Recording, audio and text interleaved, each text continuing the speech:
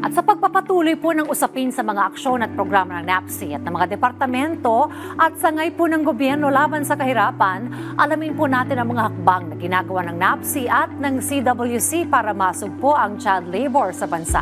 Tututukan pa rin po natin ang convergence o yung pagsasama-sama ng mga programa at stakeholders sa patuloy na pagpapaunlad ng mga komunidad at ng ating pamayanan. Dito pa rin sa National Anti-Poverty Commission Aksyon Laban sa Kahirapan.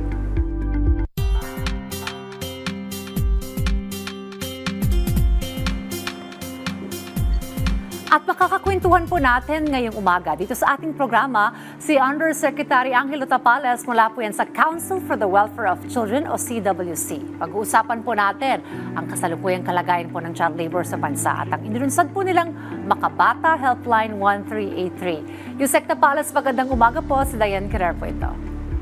Isang makabatang umaga, Ma'am Dayan, and of course sa mga kaibigan galing sa NAPSI. Actually, si Sec Lope Santos ay katabi ko kahapon sa budget hearing sa Senate. Maraming salamat for inviting again the Council for the Welfare of Children. Thank you for joining us again, Yusek Tapales. Alright, nung September 17 po ay ginunita ang ika-6 na anibersaryo ng National Council Against Child Labor. Well, gusto lamang po natin kamustahin ang sitwasyon po ng child labor sa bansa ngayon. At ano na po ba yung mga malalaking tagumpay ng konseho sa mga nakaraang taon, Yusek? Opo, tama, Ma'am Dayan, yung noong September 17, 2019 kasi, in-issue yung Executive Order 92, ito yung nag-institutionalize sa National Council Against Child Labor, so 6 years na yan. Marami ng strides or achievements talaga na nangyari mula noong 2019. Unang-una na dito, siguro simulan na lang natin noong 2022 pagpasok nitong administration. When we came to into this administration and when I assumed as Executive Director of the Council for the Welfare of Children, noong 2022 ang child labor natin 828,000. So nakakabahala yan.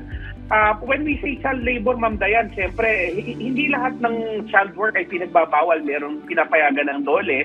Pero when we say child labor, ito yung hazardous work, or yung mga below 15 talaga and working beyond 20 hours, kunyari, So, yan yung harmful sa health, safety, and morals ng children. So, from 828,000 noong 2022, noong 2024, 513,000 na lang yan, So, more than 300,000 yung ating nabawasan na dito. Of course, sa pangunguna ng NCACL, National Council Against Child Labor, and DOLE and DSWD.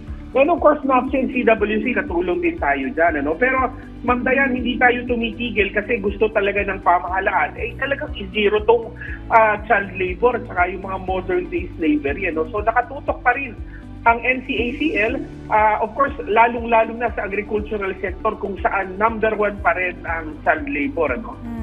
Alright.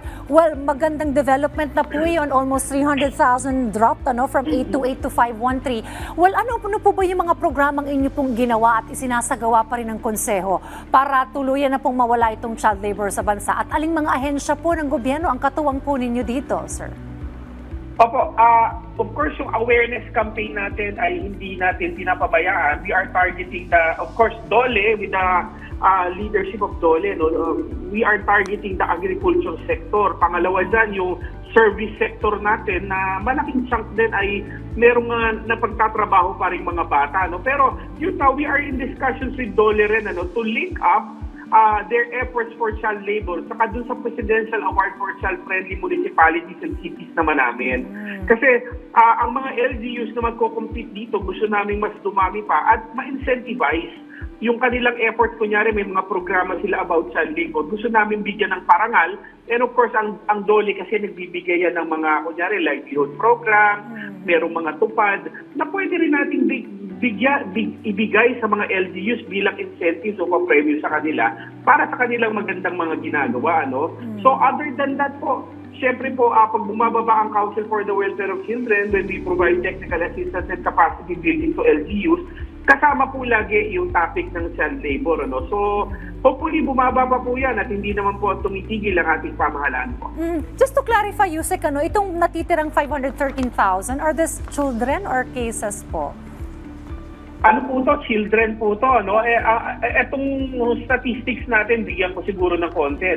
Dito sa 513,000 na to, mas marami dito ang lalaki kumpara sa babae na bata. Tapos sa pag-udyad naman ang pinag-uusapan, Ma'am Dayan, mga 78.8% dyan, yung nasa age ng 15 to 17. 21.2 lang yung ages 5 to 14. Tapos syempre, katulad ng binanggit ko, nangunguna na naman ang agriculture sector, followed by services and yung industry sector. Yan po. Alright, ano po ang nakikita po ninyong mga causes or root cause po nitong mga child labor po na ito? Opo. Ma'am Dayan, siyempre yung the usual suspects natin, yung poverty and underdevelopment, kaya yan ay tinututukan talaga ng pamahalaan at nangunguna na dyan, siyempre ang NAPSI, talagang yan ang pag-usaping kahirapan ay talagang sila yung parang nagko-coordinate ng lahat ng efforts ng pamahalaan. Maliban sa kahirapan, siyempre meron tayong mga values and norms din na nagtutulak sa pagdami ng child labor. Unang-una na dyan yung paniniwala ng mga Pilipino na ang bata ay talagang tumutulong dapat sa pagkita ng pamilya. Wala naman pong wala naman pong masama. Again, I mentioned earlier, may child work po na pinapayagan ng DOLE. Pero kung yung child work na yan, kunyari ang bata ay below 15, lumampas na sa 20 hours per week or 4 times 5 hours a day, 5 days times 4 hours a week or 20 hours, lumagpas ka na sa 20 hours, it becomes child labor. Or kung ang bata biglang hindi na nakakapaglaro, hindi na nakakapag-aral, nasisira na normal development, it becomes child labor. So, we should never cross that line po, Ma'am Dayan. Opo, kasi tsaka dapat talaga ang mga bata ay nag-aaral, nasa eskwelahan. Tama po. Maiba naman po ako, ito pong Makabata Helpline na ating pong inununsad. Sir, ano po ang update po dito at gaano na po karami yung natulungan po ng helpline na ito, yung 1383? Opo, Ma'am Dayan, we are proud to say that mga 3 weeks ago, the Makabata Helpline 1383 has transitioned into a 24/7 operations. Dahil po lumabas yung Executive Order number 79, Series of 2024 noong December, noong nakaraang taon, inutusan kaming mag 24/7 na. So, in-implement na po natin yan. Noong 2023, naka-receive lang kami ng mga 300 plus po na tawag. Noong 2024, nasa 1,500 plus po yan, tumalon po yan. And ngayon pong 2025, as we speak, I'm looking at the real-time tracking po namin. By today, September 25, nasa 1,492 na po kami. So parami ang tumatawag at humihingi po ng tulong dito. Kaya po, tumawag po kayo kahit may bagyo, kahit holiday po, 24/7 po kami. Alright. Well, Sir, gaano po kahalaga yung pagtutulungan ng iba't ibang mga ahensya ng gobyerno, just to reiterate yung convergence, para po mas mapabuti pa po natin ang kalagayan ng mga bata? Napaka-importante po, Ma'am Dayan, kasi napakaraming problema ng bata ngayon. Kunyari po, ibabalita ko na rin po siguro, yung AI-generated child sexual abuse materials, yan po ay tumaas globally ng 1,325%. So, 1,000 plus % po ang itinaas. Noong 2023, 4,700 reports lang yan globally. Pero noong 2024, naging 67,000 na.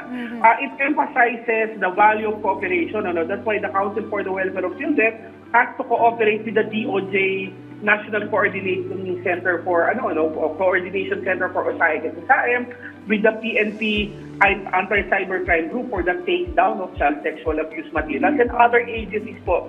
Wala pong isang agency na makakasolve ng problema ng bata. That's why we are pushing for that whole government and whole society approach all the time.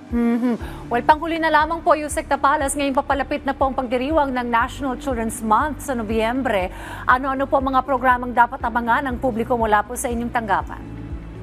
Opo, ayan, talking about National Children's Month, Ma'am Dayan, dahil nga nabanggit ko na yung problema natin sa online sexual abuse ay talagang problema pa rin.